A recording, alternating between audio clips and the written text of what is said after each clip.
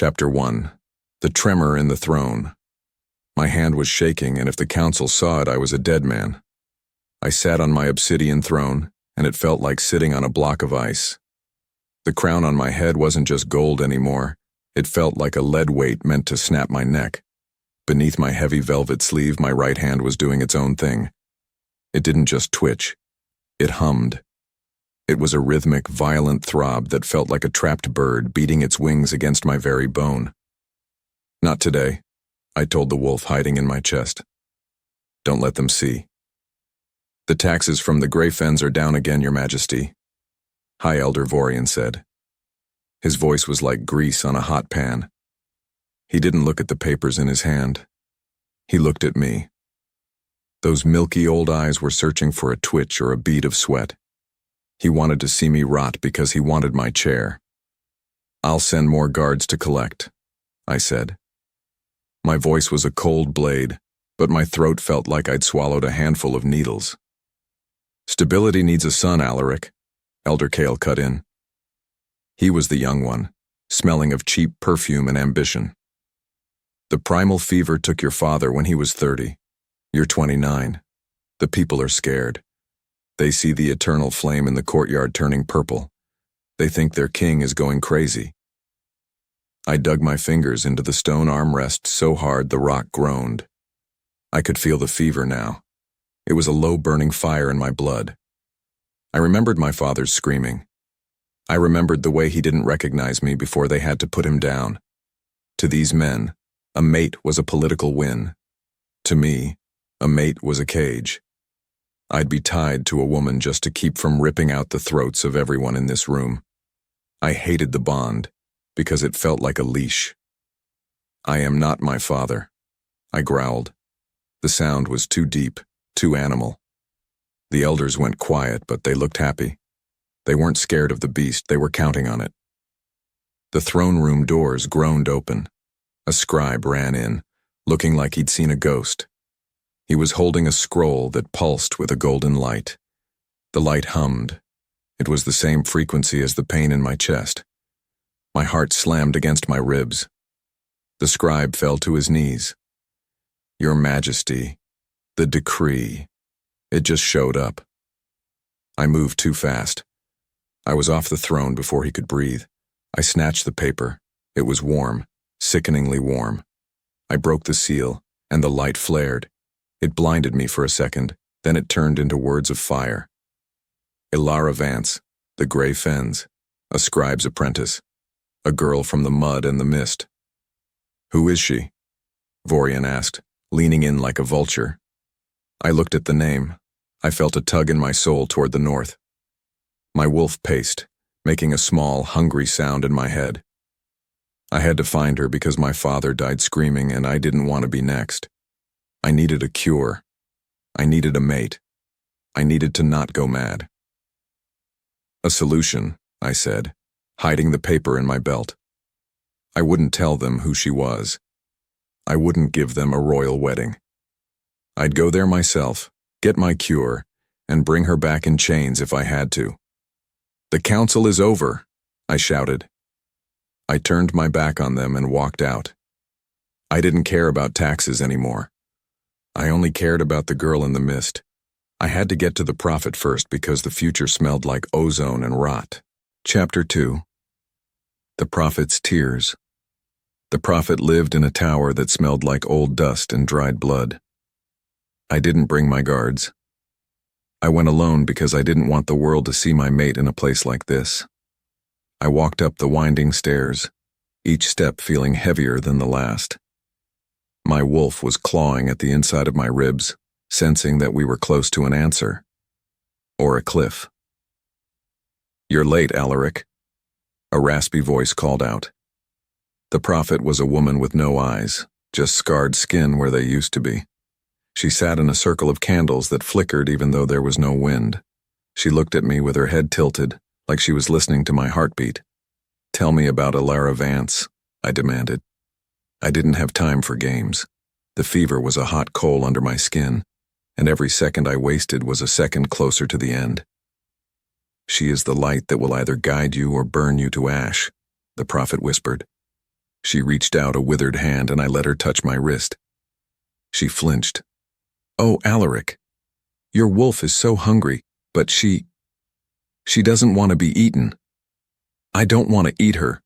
I want her to sign the decree," I snapped. I saw the bond as a contract, a way to fix the broken parts of my DNA.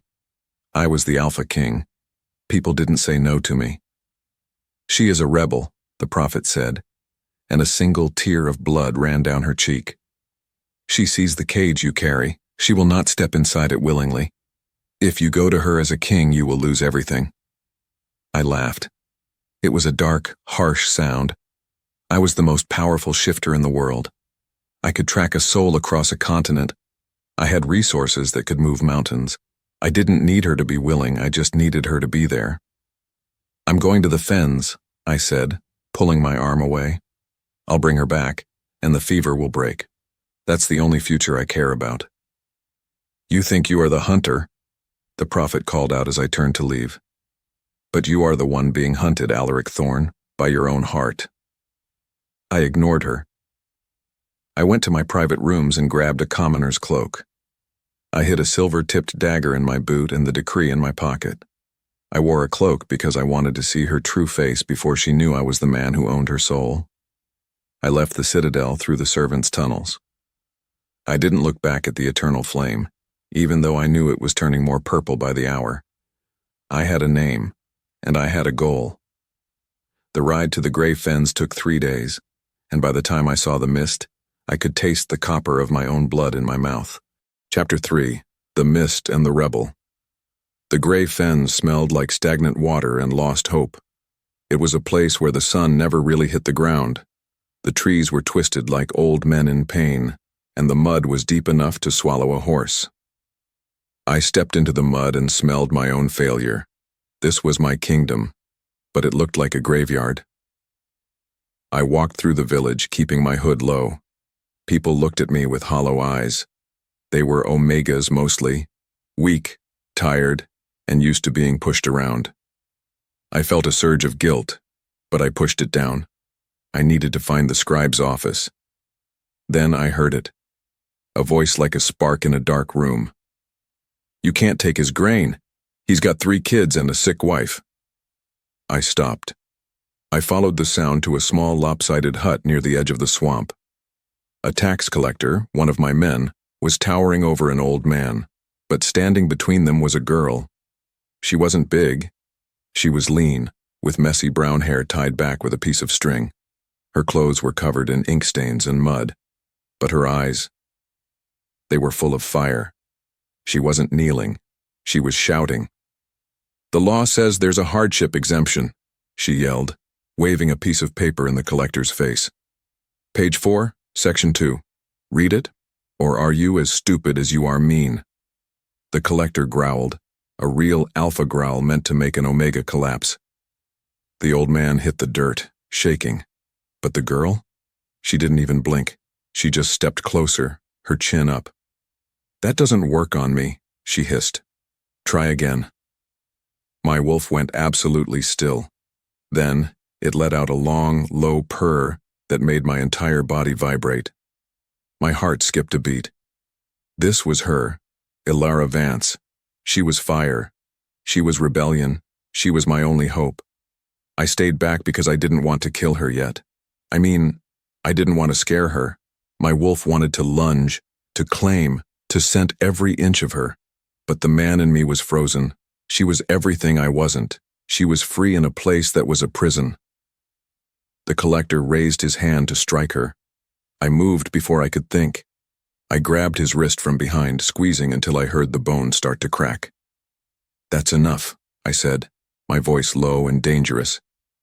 The collector turned, saw the intensity in my eyes, and turned pale. He didn't know I was the king, but he knew I was a predator. He scrambled away into the mist without a word. I turned to Elara. She didn't thank me. She didn't swoon. She narrowed her eyes and looked me up and down like I was something she found on the bottom of her shoe. "I had it under control," she said. Her voice was like velvet and gravel. "Who are you? Another noble come to tell us how to breathe?" I felt a strange thrill. No one had ever spoken to me like that. I reached into my cloak, my fingers brushing the decree. I wanted to give it to her right there. I wanted to see her face when she realized she was the queen of the realm. "I'm an arbitrator," I lied, my heart pounding so hard I thought she could hear it. "I have something for you, Elara Vance." I pulled out the sealed scroll. The gold light was dim in the mist, but it still shimmered. I held it out to her, expecting her to take it with trembling hands. "A contract?" she asked, a smirk playing on her lips. "I don't sign things I don't read, and I don't read things from men who hide their faces." She took the scroll from my hand. For a second our fingers touched. A shock of pure electricity shot up my arm and slammed into my heart. It was the most beautiful thing I'd ever felt. The fever vanished for one perfect second. Then she did the unthinkable. She didn't break the seal. She didn't look at the name. She just gripped the edges of the thick parchment and ripped it. Rip. The sound was like a bone snapping in my own body. The golden light flared once, turned a violent shade of red, and then died. "I'm done with decrees," she said, tossing the pieces into the mud at my feet. "Tell your master that Elara Vance isn't for sale." She turned and walked into the mist, her silhouette fading before I could even scream. The world went black. Chapter 4. The sound of a soul breaking. The sound of the paper tearing wasn't just a noise. It was a scream that only I could hear. When Elara ripped that decree, she didn't just destroy a piece of parchment. She ripped the air right out of my lungs. I fell to my knees in the Grey Fen's mud. It was cold. It was wet. But the fire in my chest was worse. It felt like someone had reached inside me and pulled out a handful of my own nerves. I tried to reach for her to tell her to stop, but my voice was gone. I was the Alpha King, a man who could command an army with a whisper, and I couldn't even make a sound to save my life. I collapsed because the magic of the decree was tied directly to my heartbeat. We were supposed to be one. The moment our fingers touched, the bond had started to sew us together. Then, with a flick of her wrists, she cut the thread. The magical backfire hit me like a physical blow to the head. "I'm done with decrees," she had said. I watched her boots move through the mist. She walked away like she hadn't just ended the world. I wanted to hate her. I wanted to growl and show her my teeth. But I felt empty because she didn't just reject a king. She rejected fate itself. My wolf, who usually paced like a caged tiger, went silent. He didn't just go quiet. He went dead. I felt a cold black void open where my heart used to be. It was a hollow feeling, like a house with all the lights blown out. I reached out a hand, my fingers brushing the mud-soaked scraps of the decree. They were just paper now. The glow was gone. The magic was dead. The mist started to swirl around me, thicker and darker than before. I couldn't track her. I couldn't sense her.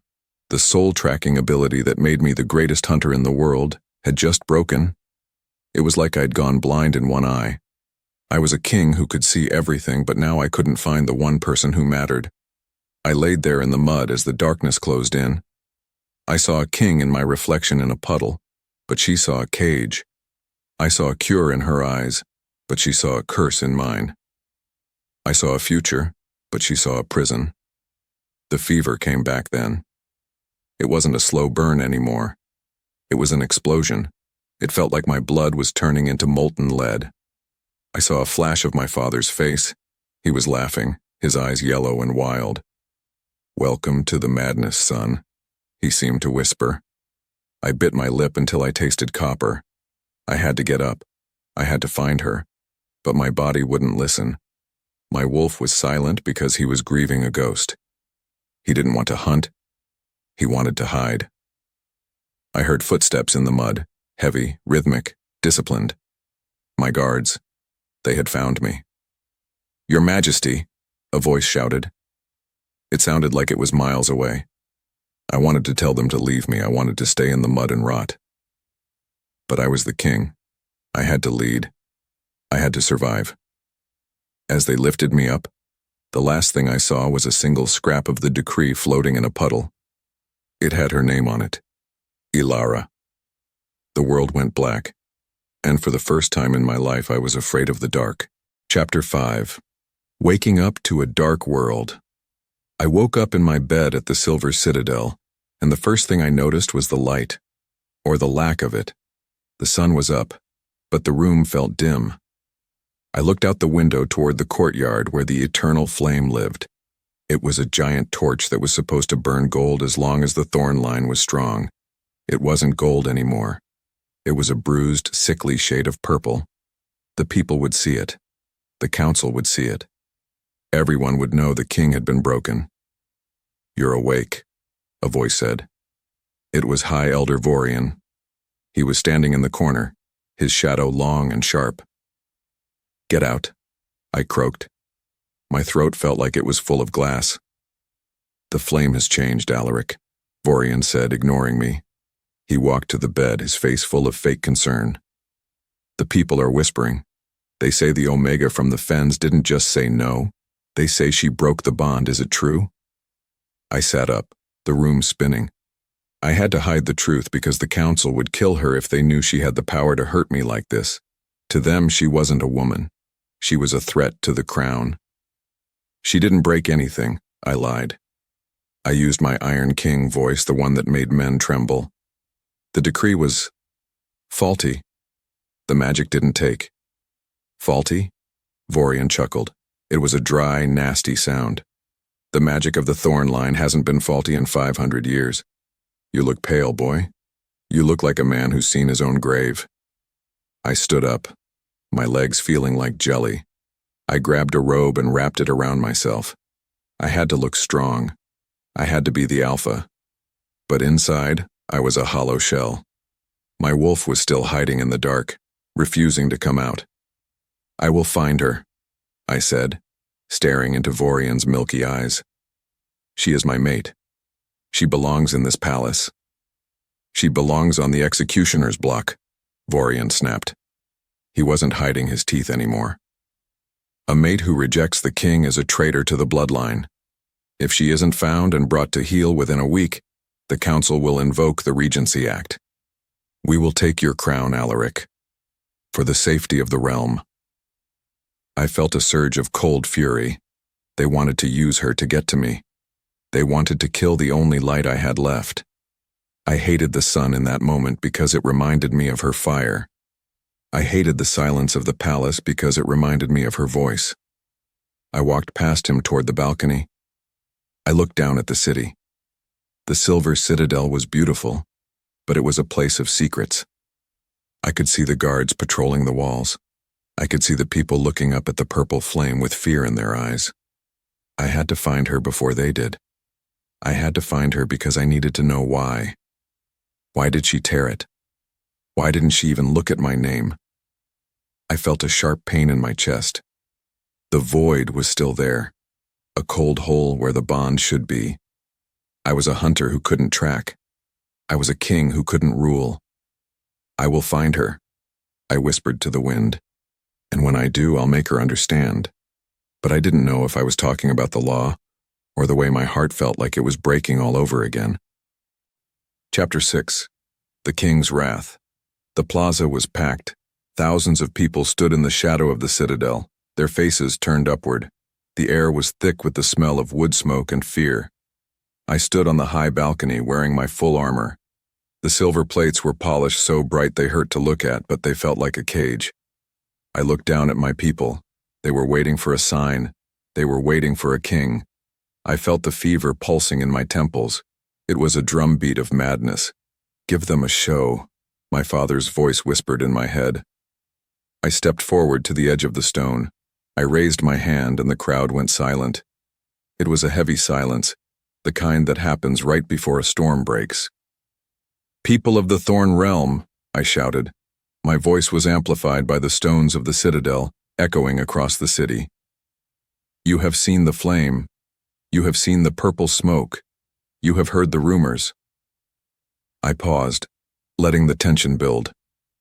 I could see the council members standing behind me, their eyes like hawks. "My mate has been found," I said. A collective gasp went through the crowd. But she is a rebel. She has rejected the crown. She has torn the sacred decree and fled into the shadows. A murmur of shock rippled through the plaza. Rejection was unheard of. It was a sin. It was a death sentence. She thinks she can hide from fate, I continued, my voice growing louder, more dangerous. She thinks she can turn her back on the blood that binds us. She is wrong. I felt a twinge of guilt. I was painting her as a monster to save her life. If I made her a criminal of the crown, I could be the one to hunt her. If I was the one who found her, I could keep her safe from the council's inquisition. I am declaring a royal hunt, I roared. Elara Vance is a fugitive of the throne. Anyone who hides her, anyone who feeds her, anyone who speaks her name without an order will be treated as a traitor. I saw people flinch. I saw the fear in their eyes. I was becoming the monster they all feared, but I was doing it for her. I had to be the villain so she didn't have to be the victim.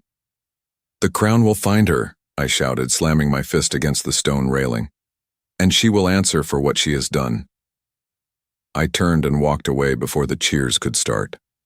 I didn't want their cheers. I wanted to be alone. I walked back into my private study. I looked at the maps of the kingdom.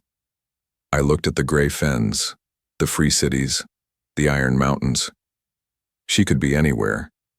And because the void was still there, I had to find her the hard way.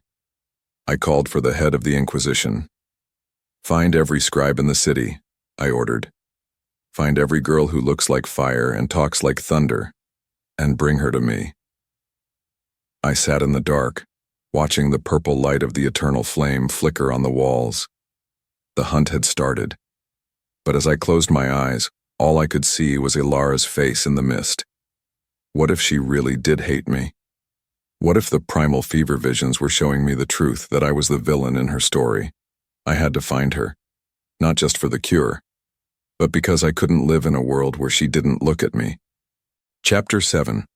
The Empty Hunt. The silence was a physical weight, a heavy, suffocating blanket that smelled of failure and cold stone. I stood in the center of the royal map room, my eyes closed, trying to find her. Usually my magic felt like a golden thread. I could tug on it and see the whole world. I could find a needle in a haystack because my soul was a compass. But today there was only the void. It was like reaching for a limb that had been cut off. I reached out with my mind, searching for the spark of Elara Vance, but I hit a wall of black ice. My magic didn't just fail. It screamed. A sharp, piercing pain spiked behind my eyes, making me stumble into a table full of ancient scrolls. Your Majesty? General Kalen asked from the doorway. His voice was cautious because he knew I was on the edge of a shift. I can't find her, I whispered. My voice sounded small in the massive room. I felt like a king with no crown, a hunter with no scent, and a man with no heart. I was blind because she had torn the only map I had. I was weak because she had shredded the only medicine that could save me. I was desperate because the purple flame in the courtyard was growing darker by the hour. The Inquisition is searching the border towns, Kalen said. We will find her. No, I snapped, turning to face him. My eyes flashed yellow. The wolf was peeking through the cracks of my sanity. The Inquisition uses hammers. I need a needle. She is a scribe. She is smart. She won't be in a tavern or a hut. She'll be where the words are. I looked at the map. The Silver Citadel was the heart of all knowledge in the realm. If I were a girl with no home and a price on my head, I'd hide in the busiest place I could find. I'd hide in the shadows of the throne itself, because the safest place for a mouse is in the cat's own house. Search every scribe's office in the city, I ordered. Bring the records of every new hire to my study. I want to see their handwriting. I want to smell the ink on their fingers. I needed her because the fever was starting to claw at my vision. I needed her because the council was already drafting the papers to remove me. I needed her because, deep down, the silence in my soul was louder than any roar. I walked to the window.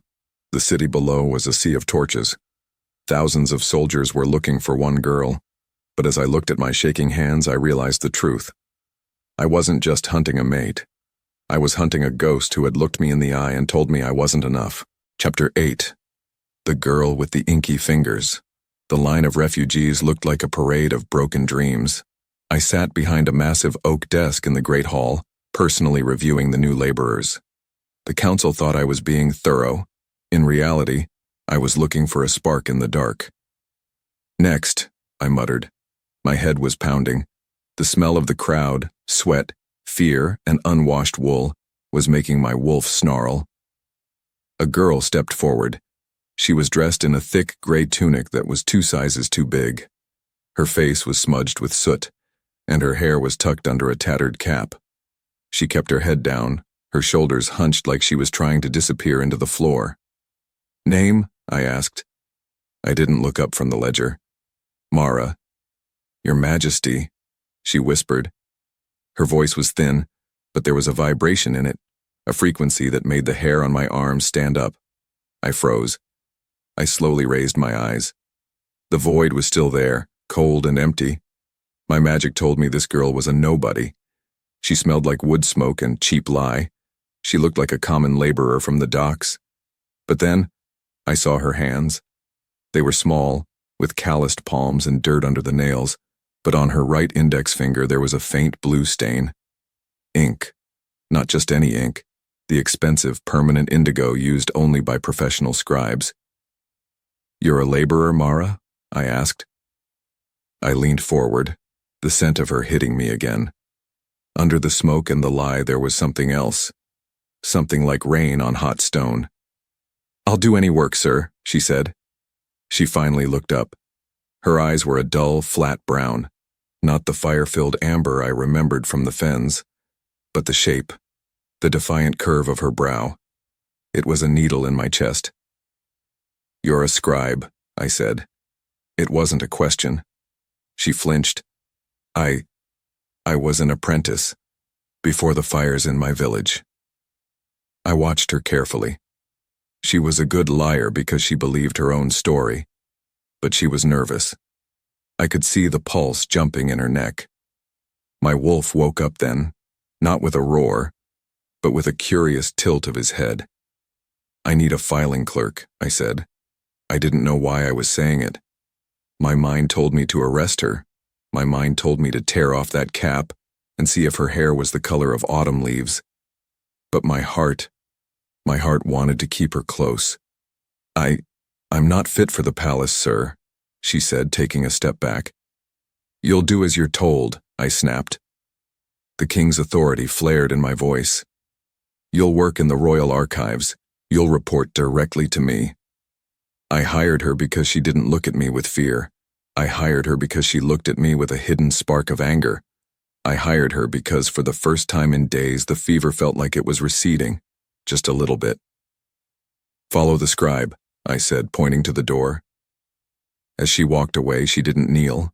She just nodded and left. I watched her go, my fingers tracing the edge of the desk. I didn't know if she was Elara. The magic said no. The void was a wall I couldn't climb. But as the door closed, I realized I was holding my breath. Could a wolf love a shadow? Or was I just so desperate for the light that I was willing to chase a ghost? Chapter 9. Secrets and Shadows. The council chamber felt like a snake pit, and I was the one without a rattle. "We cannot wait any longer, Alaric," Vorian said. He slammed a heavy black book onto the table. It was bound in human skin and smelled of rot. "The fever is visible.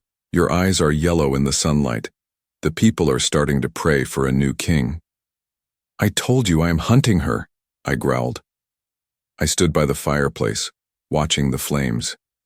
They were orange, but I kept seeing the purple of the courtyard in my mind. "The royal hunt is a failure," Kale shouted. "You're hunting a ghost, but we have a solution." He opened the black book. A dark, oily smoke curled out of the pages. My wolf recoiled, a snarl vibrating in my throat. This wasn't Thorne magic. This was shadow binding. "A replacement decree," Vorian whispered. "We take an omega, any omega, and we use this ritual to forge a fake bond. It will stabilize your mind. It will give the people an heir. A fake bond? I asked. I felt sick. A bond was a soul tie. It was the most sacred thing a shifter had. To fake it was to lobotomize the soul. You want me to walk around with a puppet? To lie to the very blood in my veins? It's better than going feral and being put down like a rabid dog, Kyle barked. I looked at them. They didn't care about my soul. They didn't care about the girl in the fens. They just wanted a king they could control. If I signed that black book, I would be their slave forever. No, I said. The word was a thunderclap. I will find my mate. I will find the woman who chose to tear the world apart rather than be a prisoner. I will not sign your death pact. I stormed out of the room, my cape billowing behind me like a storm cloud. I needed air. I needed to get away from the smell of that dark magic. I ended up in the Royal Archives. It was a massive circular room filled with millions of scrolls. It was quiet, it was cool, and it smelled of old ink. I saw a shadow moving near the back shelves. Mara, I called out. The girl I had hired earlier jumped. She was standing on a ladder, clutching a bundle of scrolls to her chest. She looked down at me, and for a split second, the mask slipped. I saw it. The fire, the defiance, the same look the girl in the fens had given me right before she shredded my heart. Your Majesty, she said, her voice steadying. I didn't hear you come in. What are you doing here so late? I asked. I walked to the base of the ladder. Organizing the tax records from the north, she said. She climbed down, her movements fluid and graceful, not like a laborer, like a dancer. You were eavesdropping, I said. It wasn't an accusation, it was an observation. She didn't deny it. She just looked at me. The council speaks loudly, sir. It's hard not to hear when they're planning to kill the king's soul. I felt a jolt of surprise. You think they're wrong? I think a bond that has to be forced isn't a bond at all, she said. She stepped closer, her flat brown eyes searching mine. It's just a different kind of cage, don't you agree? I looked at her, and the void between us felt like it was humming. I reached out, my hand hovering near her face. I wanted to wipe away the soot. I wanted to see the truth. Why are you helping me, Mara? I whispered. Maybe I just hate cages as much as you do, she said. She turned and walked back into the stacks, leaving me standing in the dark. I stood there for a long time, the smell of rain and hot stone lingering in the air. I was the king of the realm, but I was being schooled by a clerk. I was a hunter who had found his prey, but I was too afraid to set the trap. Because if she was Elara, and if she was here, then the hunt was over. And the war for my heart was just beginning. Chapter 10. The Fever's Edge. My blood was turning into liquid fire, and I couldn't stop the scream that was building in my throat. I was alone in the Royal Archives, but the air felt like it was made of wool. Every breath was a struggle. My vision swam, the rows of books turning into a blur of brown and gold. The primal fever didn't just hurt. It tore at my sanity. It was like a hungry animal clawing at the inside of my skull, trying to get out. Control it, I told myself. You are the king. You are the Alpha. But the Alpha was losing. I fell against a shelf, my claws digging into the ancient wood. The sound of splintering timber was the only thing I could hear over the roar of blood in my ears. I felt my bones shifting, the painful grinding slide of a transformation I hadn't called for. Your Majesty? The voice was a cool breeze in a desert. I looked up, my eyes glowing a feral, sickly yellow. Mara, no, the girl I called Mara, was standing there. She wasn't running. She wasn't screaming. She was holding a bucket of water and a stack of linens. Get out! I roared. A snarl ripped through the words. I was dangerous. I was a monster. I was the very thing she should be running from. But she didn't move. Because she saw the man beneath the beast. Because she knew the pain was a lie. Because she was braver than any soldier I'd ever led. She stepped closer, dipping a cloth into the cold water. "Shut up and sit down," she said. I froze. No one spoke to me like that, especially not an Omega. I tried to use my Alpha command, the vocal power that forces every shifter to obey. I said, "Leave." The air vibrated with my power, the windows rattled, but the girl just rolled her eyes. She walked right up to me and pressed the freezing cloth against my burning forehead. My power hit her and just slid off. It didn't work. She didn't kneel. She didn't even flinch. "You're burning up," she whispered. Her voice was soft now. Her hands were small, but they were firm. She pushed me back against the wall, and for the first time in my life, I let someone else take the lead. "How?" I gasped, my breathing finally slowing down.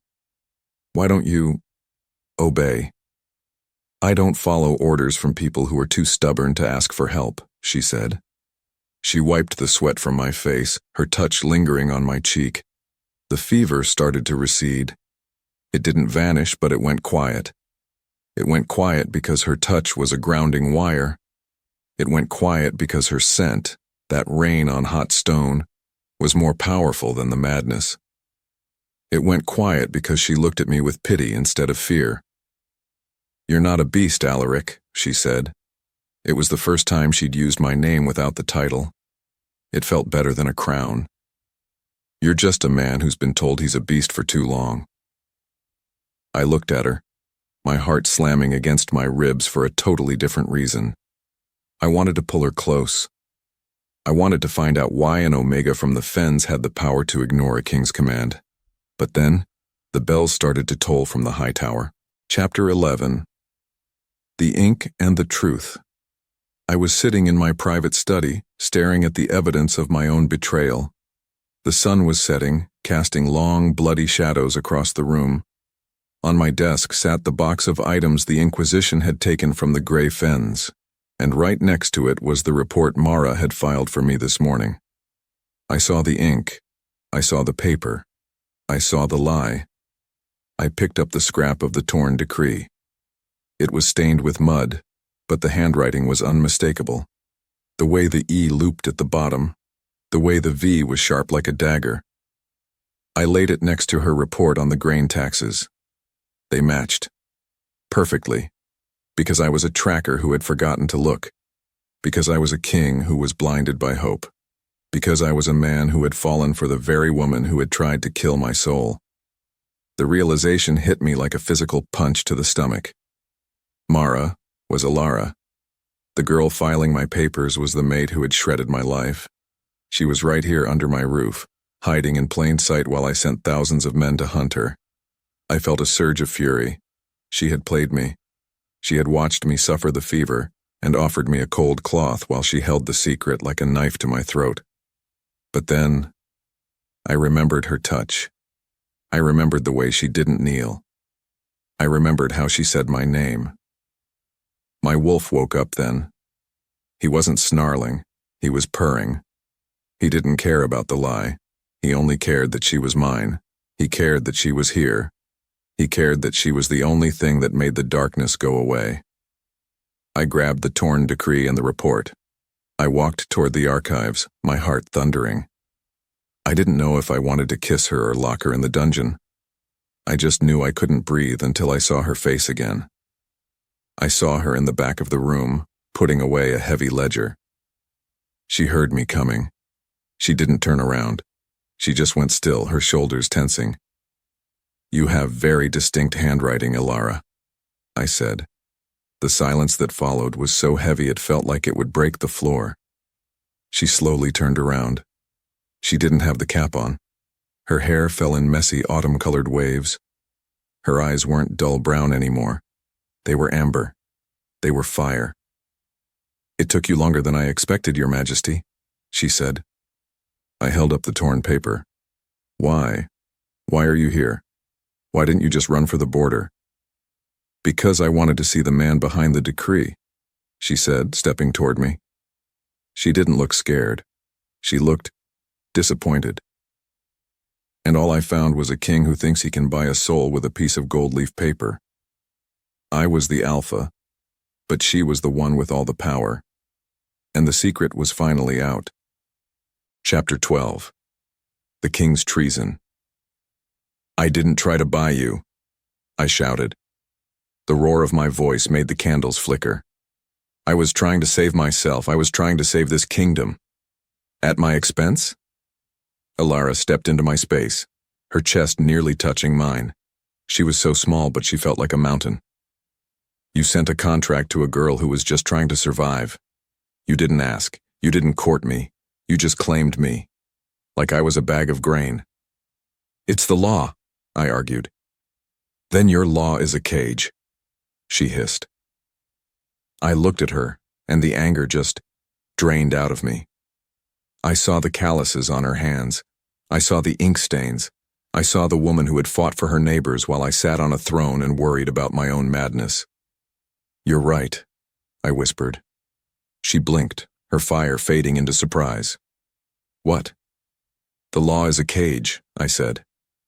I reached out, my fingers trembling as I tucked a stray hair behind her ear. "I've spent my whole life inside it. I thought the decree was my only way out. I didn't realize it would be your prison too." I looked at the torn decree in my hand and did something that would have made the council execute me on the spot. I dropped the pieces into the fireplace. I watched the names Alaric and Elara turn into ash and smoke. "I'm not taking you back as a mate," I said. "I'm not claiming you." "Then what are you doing?" she asked, her voice breathy and small. "I'm protecting a friend," I said. "If the council finds out you're the one, they'll kill you to prove I'm unfit. They'll say you're a traitor." "You're hiding me?" she asked. "That's treason, Alaric. You're the king. You can't commit treason against yourself." "Watch me," I said, because she was worth the risk, because I'd rather lose my crown than lose her, because the beast was finally quiet when she was near. But then, the heavy bronze bells of the Citadel began to scream. A fast, rhythmic tolling that only meant one thing: the emergency purge. "The council," I whispered, my blood going cold. "They're not waiting for the hunt to end. They're clearing the palace. They're checking everyone's blood." I grabbed her hand. Her palm was warm against mine, and for the first time I felt the void start to crack. It wasn't the magic of the bond. It was the magic of the choice. "We have to go," I said. "Now." I led her toward the hidden door behind the shelves. I was the king, and I was about to become a fugitive in my own home. Was I leading her to safety, or was I just leading us both into a deeper trap? Chapter 13. The Descent. The air in the catacombs smelled like damp stone, old dust, and the ghosts of dead kings. I held Elara's hand so tight I could feel her pulse jumping against my thumb. My other hand held a torch, the orange flame dancing against the wet walls. We were deep beneath the silver citadel, in the places where the sun was just a story.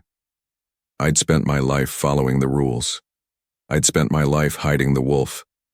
I'd spent my life being a king who didn't know how to be a man, but right now none of that mattered. "Watch your step," I whispered. My voice echoed down the long, dark tunnel. "The floor is slick here." "I've lived in the fens, Alaric," she said, her voice small but steady. "I'm not made of glass." I stopped and looked at her. The torchlight made her eyes look like glowing amber. She was covered in soot. Her hair was a mess. And she was technically a criminal, because I said so on a balcony. Yet she looked more royal than any woman I'd ever met. "I'm doing this because I can't live in a world where she's just a memory. I'm doing this because she's the only one who ever saw the man underneath the crown." "The council won't check here," I said, leading her into a small chamber filled with stone coffins. "They're afraid of the dark. They think the old kings will rise up and judge them." "And will they?" she asked, sitting on the edge of a sarcophagus. "If they do, I hope they start with Vorian," I muttered. I set the torch in a wall bracket. I could hear the faint sound of bells ringing far above us. The purge was moving through the servant quarters. They were checking blood. They were looking for her scent. "Alaric." She looked at me, her face pale in the flickering light. If the fever takes you, if you go feral, will you still be in there? Will you remember me? The question hit me like a physical blow. I looked at my hands. They were steady for now, but I could feel the beast pacing. The wolf was restless because it knew she was close. It didn't want to hurt her. It wanted to shield her. I don't know, I said honestly. My father, he forgot my name. He forgot his own. He just became a storm of teeth and claws. I took a step toward her, the smell of rain and hot stone filling my senses. But I think if anything can hold me back, it's the way you look at me when you're angry. She let out a short, wet laugh. Then I'll stay angry, just for you. She reached out and touched my chest, right over my heart. The void between us didn't just crack, it screamed. It wasn't the magic of a decree, it was something deeper, something chosen. I've spent my life being a king who rules by law. I've spent my life being a wolf who rules by fear. But in this dark, cold room, I was just a man who wanted to stay. You have to stay here, I said, my voice cracking. I'll go back up. I'll lead them away. I'll make them think you've escaped through the north gate. Alaric, no, she whispered. If they find you with my scent on you, I'm the king, I said, though it felt like a lie. I'll handle it. I turned to leave, but she grabbed my arm. For a second, the world was just the two of us and the sound of dripping water. I leaned down and pressed my forehead against hers. I didn't kiss her, not yet. I just breathed her in. I had to be strong because she deserved to be free. I walked back into the tunnel, leaving the light behind. Chapter 14. The Snapping Trap. The palace didn't feel like home anymore. It felt like a trap that was about to snap shut. I walked back into my private study, my heart hammering against my ribs. The air was thick with the smell of ozone and burning herbs. Vorian was standing by my desk. He wasn't alone. 6 iron sentinels, the council's personal killers, stood behind him, their faces hidden by silver masks. You're late for your own funeral, Alaric, Vorian said. He held up a small, charred scrap of paper. My heart stopped. It was a piece of the decree. I thought I'd burned them all. I found this in the grate, Vorian whispered. His voice was full of a sick, oily joy. A name, Elara. And I found her handwriting in your private records. You've been hiding her, haven't you? You've been protecting the traitor who broke the Thorne line. She's not a traitor, I growled. My wolf slammed against the cage of my ribs. She's my mate, and if you touch her, I will tear this citadel down stone by stone. He wants the crown because it's the only way he feels powerful, I said, looking at the sentinels. He doesn't care about the realm, he only cares about the leash. Vorian laughed. The council has reached a verdict. Under the Regency Act, King Alaric Thorne is declared mentally unfit due to the primal fever. You are no longer in command. I felt the fever spike. It was like a lightning bolt to the brain. My vision went red. I saw the council's plan clearly now. They didn't just want her. They wanted to use her rejection to turn me into a monster. If I went feral now, they'd have every right to kill me and take the throne. The scent hounds are already on their way, Vorian said, leaning in close. They're bred to find omegas in the dark. They'll find your little scribe in the tunnels, and when they do, we'll make sure you're there to watch her die. I felt a surge of cold, sharp fury. They were going to use my own trackers against her. I had to do something. I had to lead them away. I had to be the distraction. I'm acting this way because I'd rather be a monster for a night than a coward for a lifetime. You want the beast, Vorian? I whispered. My voice was dropping an octave, becoming a guttural rasp. Fine.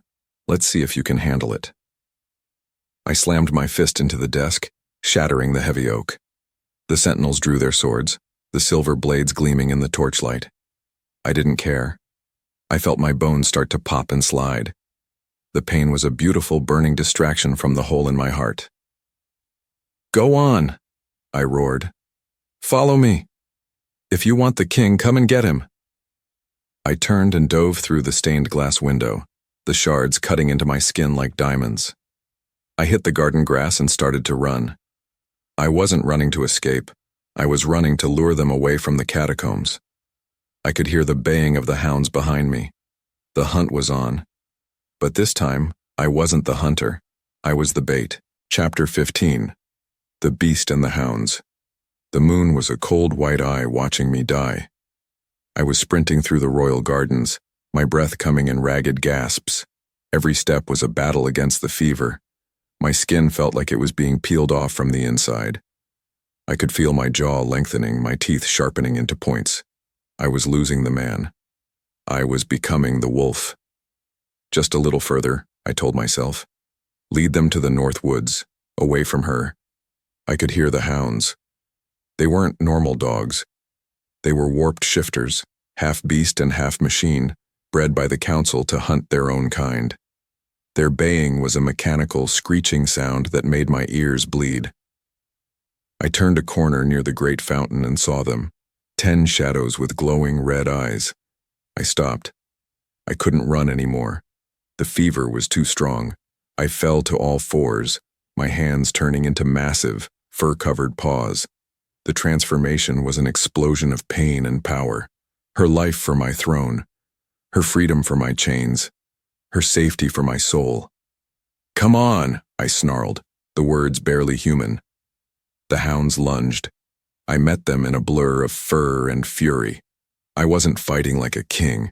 I was fighting like a cornered animal. I felt teeth sink into my shoulder. I felt claws rake across my ribs. I tasted the copper of my own blood, but I didn't stop. I couldn't stop, because if I fell here, they'd go back to the tunnels. If I fell here, Elara was dead. I grabbed the lead hound by the throat and slammed it into the stone fountain. The water turned red. I lunged at the next one, my wolf taking complete control. There was no Alaric left. There was only the need to protect. There was only the scent of rain on hot stone in the back of my mind, keeping me from going completely over the edge. I was a storm of violence. I was the nightmare my father became. But I was doing it for a reason. I have to be the monster because she deserves to be the light. I have to be the shield because she is the heart. Finally, the gardens went quiet. The hounds were scattered, broken and bleeding. I stood in the center of the path, my breath huffing out in clouds of steam. I was a massive black wolf, covered in scars and silver-tipped fur. My eyes were glowing a brilliant, terrifying yellow. Then, I heard the clank of heavy armor. The iron sentinels were there. They didn't attack. They didn't have to. They were holding long, silver nets and heavy crossbows loaded with tranquilizers. Vorian stepped out from behind them, a smug smile on his face. "Look at you," he whispered. "The great Alpha King, just a dog in the dirt." I tried to lunge, but a silver net fell over me. The metal burned like liquid fire. I let out a howl of pure agony as the silver seeped into my skin, poisoning my blood. I felt a needle sink into my neck and the world started to tilt. As the darkness took me, I saw the sentinels moving toward the palace. They hadn't found the catacombs. Not yet. I had bought her a few more hours. "Take him to the silver pits," Vorian ordered, "and bring the girl. I want him to see her face when we end the thorn line." I wanted to growl. I wanted to tell him he'd never find her. But my tongue was too heavy. The man was gone. The king was captured. And the darkness was finally, truly here. Chapter 16. The Burning Silence. The silver wasn't just a metal. It was a hungry ghost eating my skin. I was chained in the silver pits, deep beneath the Citadel. The walls were lined with the stuff. It hummed with a low, sick vibration that made my teeth ache. Every breath I took felt like inhaling broken glass. My wolf was huddled in the farthest corner of my mind, shivering and small. He couldn't fight this. I couldn't fight this. "Just let me go," I whispered into the dark. But the dark didn't answer. My arms were pulled high above my head, held by silver manacles that hissed whenever I moved. The metal poisoned my blood, turning my veins into lines of black ink. I was a king of shadows now. I was a god of nothing. Because I tried to be a man, I was being treated like a monster. Because I tried to love, I was being killed by hate. The heavy iron door groaned open. The sound hurt my ears. Vorian walked in, his boots clicking on the stone floor like a countdown. He didn't look like a holy man anymore. He looked like a gravedigger. "She's in the North Tower, Alaric," he said. He sounded bored, which was worse than being angry. "The scent hounds found her in the tunnels. She fought back, of course. She bit a sentinel, quite a little firebrand you picked for a mate." My heart stopped. Then it shattered. The void in my chest suddenly filled with a cold, sharp agony. They had her. The one thing I promised to protect was now in the hands of the butcher. "Let her go," I croaked. My voice was a dry rattle. "Take my life. Take the throne. Just let her live." "Oh, she'll live," Vorian said, leaning in so close I could smell the stale wine on his breath. "Until dawn. The council decided a public execution is the only way to cleanse the bloodline. We're going to show the people what happens to an Omega who rejects a Thorne. We're going to show them that you are too weak to save your own soul." I lunged at him, the chains snapping tight. The silver burned deep into my wrists, the smell of my own charred flesh filling the room. I didn't care. I wanted to rip his throat out. I wanted to see him bleed. "I will kill you," I roared. Vorian just laughed. He stepped back and signaled the guards. "Keep the silver hot. I want him awake when the sun comes up. I want him to hear her scream."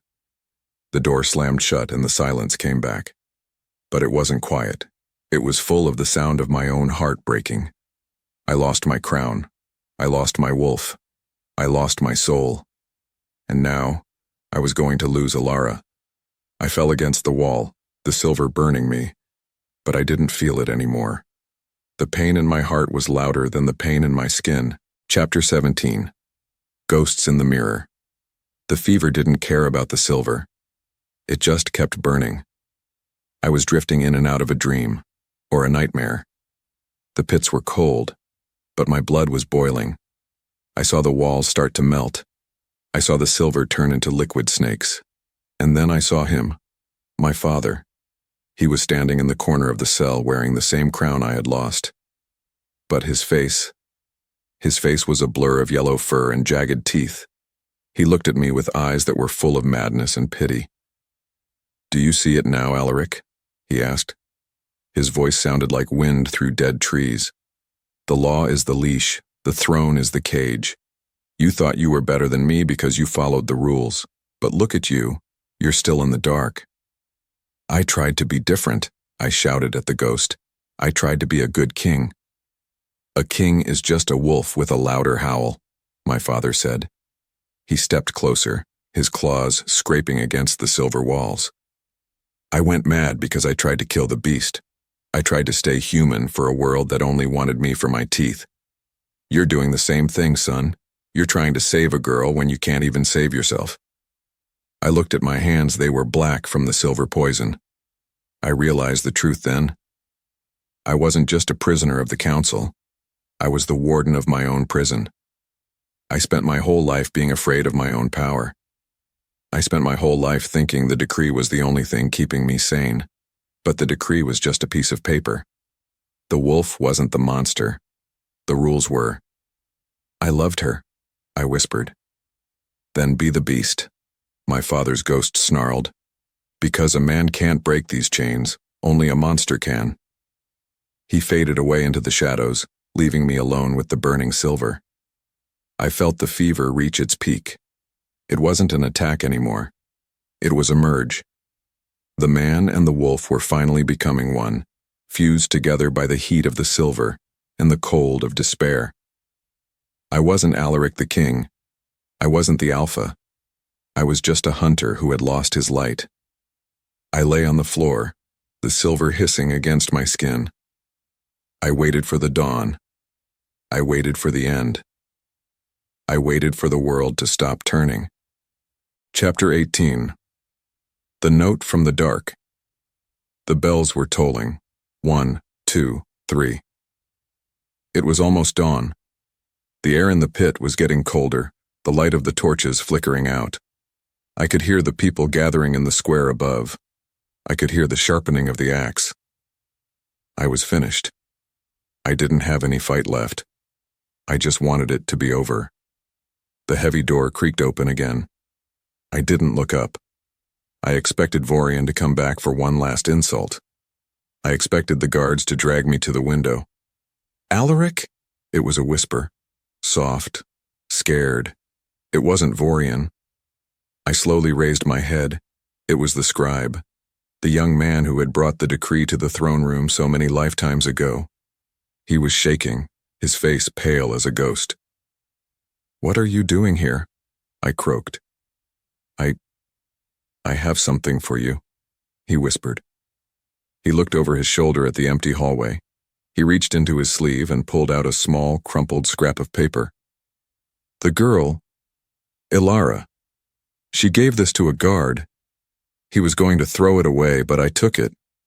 I know her handwriting, Majesty, I remember." He slid the paper through the silver bars. I reached for it, my fingers burning as they touched the metal.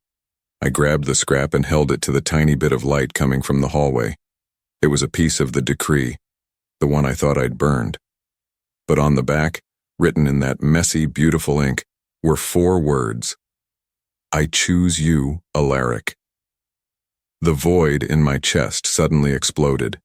It wasn't the cold magic of the throne. It was something else, something hot, something pure. I felt a surge of power that shouldn't have been possible. The silver poison in my veins didn't disappear, but it stopped hurting. It felt like her voice was a shield. It felt like her hand was on my heart. "I choose you." She didn't sign a contract. She didn't follow a law. She looked at the man in the mud and she chose him. She saw the beast and she didn't run. She saw the king and she didn't kneel. She saw me. "She's on the block," the scribe whispered, his voice cracking. "They're raising the blade, Alaric. You have to move. Please, you have to move." I stood up. The silver manacles groaned. I didn't feel the burn anymore.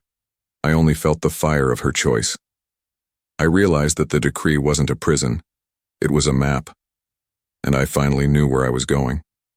I looked at the scribe. "Get back," I said. My voice wasn't a rattle anymore. It was a promise of death. I didn't try to pull the chains. I didn't try to be a man. I just let the wolf out. I let the madness in. I became the storm. I was a king who was chosen. And God help anyone who stood in my way. Chapter 19. The Power of a Choice. The silver chains didn't just snap. They turned to liquid and fell away from my skin like tears. I stood up in the center of that dark, wet pit. The poison that had been eating my soul for days was gone, replaced by a heat so bright it felt like I'd swallowed the sun. I looked at the scrap of paper in my hand. "I choose you." Those 4 words were stronger than any ancient law. They were more powerful than any royal bloodline. The silver couldn't hold me anymore because my power wasn't a gift from a decree anymore. It was a gift from her. I breathed in, and for the first time in my life, I didn't feel the wolf pacing. I didn't feel the fever clawing. I just felt whole. The heavy iron door was locked with 3 bolts of enchanted steel. I didn't reach for a key. I didn't wait for a miracle. I just walked forward. I put my shoulder against the metal and pushed. The stone around the frame groaned. Dust showered down from the ceiling. I pushed again, and the sound of the hinges screaming was the most beautiful music I'd ever heard. Crack! The door flew off its hinges, slamming into the stone wall of the hallway. The scribe fell back, his eyes wide with terror and wonder. He looked at me and I knew what he saw. I wasn't the Iron King anymore. I wasn't the feral beast. I was something else.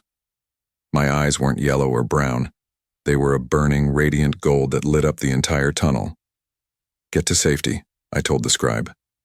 My voice was deep, steady, and full of a power that made the very air vibrate. "Majesty, you're glowing," he whispered. "I'm not a majesty," I said, stepping over the broken door. "I'm just a man who's late for a date." I ran. I didn't run like a wolf on four legs. I ran with the speed of a storm, my boots barely touching the ground. I ran because my heart was finally beating for someone else. I ran because the void was gone and I could feel her. I could feel her fear. I could feel her pulse. I could feel her standing on that cold wooden block, waiting for a blade that should never touch her skin. The guards in the hallway tried to stop me. They raised their silver spears, their faces pale. I didn't hit them. I didn't kill them. I just moved past them like a ghost, the sheer force of my will throwing them against the walls. The silver didn't burn. The chains didn't hold. The walls didn't stand. I was coming for her, and I was bringing the fire with me. Chapter 20. The Voices of the Forgotten. I burst out of the dungeon and into the palace barracks. 50 soldiers stood there arming themselves for the execution. They were my men, men I had trained, men I had led into wars. They saw me, covered in blood, my clothes torn, my skin glowing, and they froze. They didn't know whether to kneel or kill me. "Stand down," a captain shouted, drawing his sword. "He's feral. Look at his eyes. The council ordered his death." I stopped. I didn't growl, I didn't shift. I just looked at them. I looked at the captain, a man named Marcus. I remembered when his daughter was born. I remembered how I'd given him a week of leave so he could hold her. "Marcus," I said. My voice was quiet, but it filled the room. "Is your daughter still safe in the city?" He flinched, his sword hand shaking. She is, sir." "Then why are you standing here, protecting a council that wants to kill a woman for the crime of having a heart?" I asked. I walked toward them unarmed. "I am not your king because of a crown. I am not your alpha because of a decree. I am just a man who loves a woman, and if you want to kill me for that, then do it." I stopped right in front of his sword. I didn't flinch. I didn't use my alpha command. I just waited. The room was so quiet I could hear the sweat dripping off the soldiers' faces. "The council says she's a traitor," Marcus whispered. "She tore a piece of paper, Marcus," I said. "I tore my soul apart trying to be the man they wanted. Who is the real traitor?" The guards stopped because they saw a man who would die for them. They lowered their spears because they were tired of the fear. They realized the truth because it was written in the gold of my eyes. "We don't serve the council," Marcus said, his voice cracking. He turned to his men. "We serve the king, the real king." A roar went up in the barracks, a sound of pure, unbridled loyalty.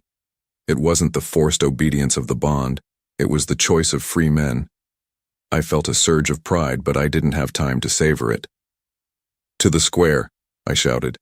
"We're stopping an execution."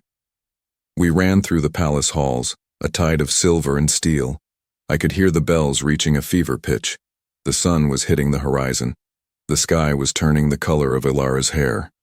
I was no longer ruling by fear but by truth, and the truth was going to set us all on fire. Chapter 21. The Stand at the Block. The square was a sea of people, and the smell of death was in the air. I burst through the main gates of the Citadel, my soldiers behind me. The crowd parted like the sea. I saw the platform. It was draped in black silk. I saw the executioner, a giant of a man with a hood and a massive gleaming axe. And I saw her. Elara was kneeling. Her hands were tied behind her back. She looked so small, so fragile, but her head was held high. She wasn't looking at the axe, she was looking at the sun. "Stop!" I roared. Vorian was standing on a high balcony, his face twisting into a mask of pure rage. "Kill her! Now! Executioner! Do your duty!" The giant raised the axe. It caught the first light of the morning sun, a flash of silver that promised a cold end. Elara closed her eyes. I didn't think. I didn't use magic. I just leapt. I flew across the space, my body a blur of motion. I landed on the platform just as the blade began its descent. I didn't tackle the executioner. I didn't grab the axe. I stepped in front of Elara and threw my arms wide. "Alaric!" she screamed. I stood there, my chest bared, my throat open. I looked the executioner in the eyes. I didn't see a killer. I saw a man who was just as afraid as everyone else. Do it, I whispered. If this kingdom needs a sacrifice to be free, take me. The axe stopped an inch from my neck. The weight of the blade was so heavy I could feel the wind of its movement. The executioner was shaking. He looked at me, then he looked at the crowd, then he looked at the council. I can't, he choked out. He dropped the axe. It hit the wood with a heavy thud that echoed through the entire square. The silence that followed was absolute. Then, a single voice cried out from the crowd, "Long live the chosen king." Then another, and another, until the square was shaking with the sound of thousands of voices. The people roared because the truth was louder than the bells. They saw a king with no armor, and they realized that was the strongest king of all. I turned around and knelt in front of Elara. I didn't care about the people. I didn't care about the council. I reached out and snapped her ropes like they were made of dry grass. "You're late," she whispered, tears streaming down her face. "I had to find a gift," I said, pulling her into my arms. I held her so tight I thought I'd never let go.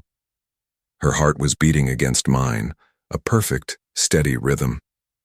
"The order to fire!" Vorian screamed from above. "Sentinels! Kill them both!" The council's personal guards raised their crossbows. They weren't soldiers. They were monsters. They didn't care about the truth. I stood up, pulling Elara behind me. I looked up at the balcony, at the men who had tried to kill my soul. I wasn't afraid. I wasn't angry. I was just done. "It's over, Vorian," I said. The High Elder screamed the order to fire. Chapter 22. The Shattered Crown. Vorian's voice was a screech that tore through the morning air. "Fire! Kill them both! Now!" I heard the sound of 100 crossbow strings snapping at once. Thrum. It was the sound of 100 deaths flying toward us. I didn't hide. I didn't run. I turned my back to the arrows and pulled Elara into the sanctuary of my arms. I'm doing this because her life is the only law I follow now. I'm doing this because my body is a better shield than any stone wall. I'm doing this because a king who won't die for his mate isn't a king at all. I waited for the pain. I waited for the cold bite of steel. But it never came. I looked over my shoulder. The arrows hadn't hit us. They were frozen in midair, caught in a shimmering wall of golden light that pulsed from my own skin. The choice bond wasn't just a feeling. It was a physical force. It was a golden shield made of every yes we had never said. The people in the square saw it. They saw the magic of a man who was loved, not a man who was feared. "The king is chosen," Marcus roared, his sword flashing in the sun. "Protect the king." The square turned into a storm. My soldiers didn't fire on us. They turned their shields toward the balcony. The common people, the bakers, the scribes, the mothers, started throwing stones at the iron sentinels. The council had ruled by fear for too long, and today, the fear had run out. I turned back to Elara. Her eyes were wide, reflecting the gold of my power. "Alaric, your eyes." "I see you," I whispered. "I finally see you." I stood up and faced the balcony. Vorian was trying to crawl away, his face pale with terror. I didn't shift into a wolf to catch him. I didn't need to. I walked toward the palace doors, and the crowd parted for me like I was a god. I walked because the beast was finally at peace. I walked because the man was finally in charge. I walked because the path was finally clear. I found the council in the high chamber. They were shredding papers, trying to hide their crimes. I walked to the table and picked up the Regency Act, the paper that said I was a monster. I didn't sign it. I didn't argue with it. I gripped the heavy parchment and ripped it into 1,000 pieces. The sound was a beautiful echo of the moment Elara tore the decree in the mud. "The era of decrees is over," I said. My voice was a low rumble that made the windows shake. "You wanted a king who followed the rules? You should have made rules that were worth following." I didn't kill them. Death was too easy.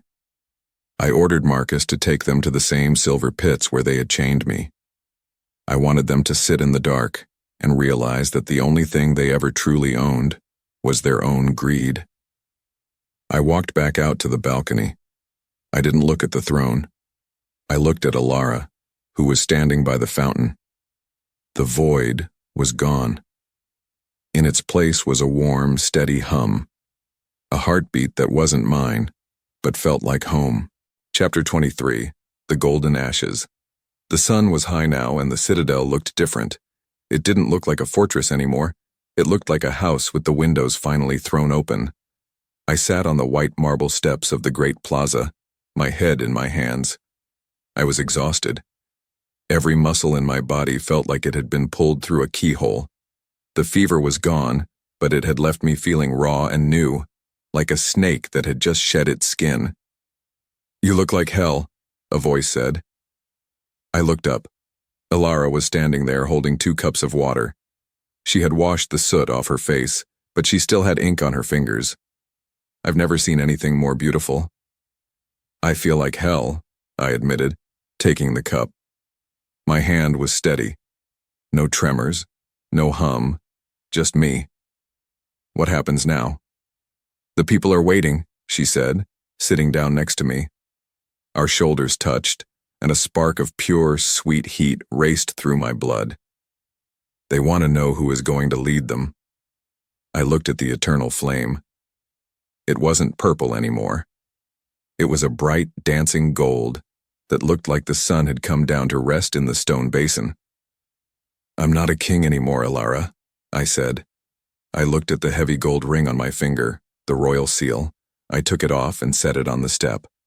"I can't be the man they want me to be. I can only be the man you chose." "And who is that man?" she asked, her amber eyes searching mine. "A man who wants to go back to the fens," I said. "A man who wants to build houses instead of cages. A man who wants to see if a rebel girl can learn to love a wolf who's finally found his heart." She smiled then. It wasn't the smirk of a rebel. It was the soft, warm look of a woman who had found her match. She reached out and took my hand. "The fens are a long way from here," she whispered. "I'm a good tracker," I reminded her. "I think I can find the way." We sat there for a long time, watching the city breathe. The void was a memory. The fever was a ghost. I realized then that my father was wrong. The wolf wasn't the beast. The loneliness was. I am a man who was lost, but now I am found. I am a king who was broken, but now I am whole. I am a soul that was bound, but now I am free. Chapter 24. Beyond the Mist. 2 years later. The gray fens didn't smell like stagnant water anymore. They smelled like fresh cedar and blooming wild grass. I stood on the porch of our small house watching the mist roll over the marsh. I wasn't wearing velvet or silk. I was wearing a simple linen shirt and leather trousers. My hands were calloused from swinging a hammer, and my heart was quiet. The wolf was still there, of course. He liked the fens. He liked the smell of the damp earth and the sound of the wind through the reeds. But he didn't pace anymore. He slept by the fire of my soul, content. "Alaric, the tea is getting cold." I turned and saw Elara in the doorway. She was holding a stack of books. She was the head judge for the district now. We didn't have a palace, but we had a home. We didn't have a decree, but we had a promise. I walked over to her and pulled her into my arms. I leaned down and buried my face in her neck, breathing in the scent of rain and hot stone. It was my favorite smell in the world. It was the smell of my choice. "You're thinking too much again," she teased, her hands sliding into my hair. "I'm just thinking about a girl I met in the mud," I said. "The one who told me she didn't sign things she didn't read." "Best decision I ever made," she whispered, pulling my head down for a kiss. The kiss was everything. It was the fire of the sun and the coolness of the rain. It was the man and the wolf. It was the past and the future. I felt the bond between us flare, not as a chain, but as a bridge. We walked inside and closed the door against the mist. I wasn't a king. I wasn't a god. I was just Alaric. And as I looked at the woman I loved, I realized that was more than enough. The story didn't end with a throne. It ended with a choice. And for the first time in my life, I didn't need to see the future to know it was bright. The end. Thank you for watching. Please subscribe to this channel for more werewolf shifters romance stories, and also don't forget to hit the like button.